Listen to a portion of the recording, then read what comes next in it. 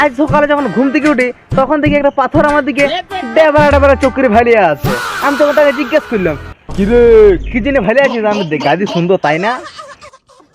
আরে আমাদের বাবু সাহেব যে, আজ্ঞে মহারাজ তুমি এত সকালে সকালে উঠেছো কেন? আরে শুন, আমার কাছে আসিস না, আমাকে অল্প পেতে দিলে আমি বাতাস উড়ে পালাই। কল দিদিমা বাংলায় বলো তুমি। ঘাসের দাম বেড়েছে তাই আমি প্রতিবাদ করতে এসেছি। We are justice, we are justice. হাম্বা হাম্বা গাম্বা গাম্বা বাম্বা বাম্বা রুম্বা রুম্বা। আরে গরু দিদি ভালো তো? খবর কি তোমার?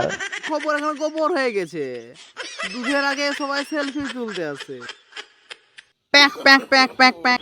খুড়ি যে তোমার এখানে কি খবর? তুমি এবার কিসের প্রতিবাদ করতে এসছো? হ্যাঁ না, আমি এরপর মিটিং এ দেরি করে ফেলেছি।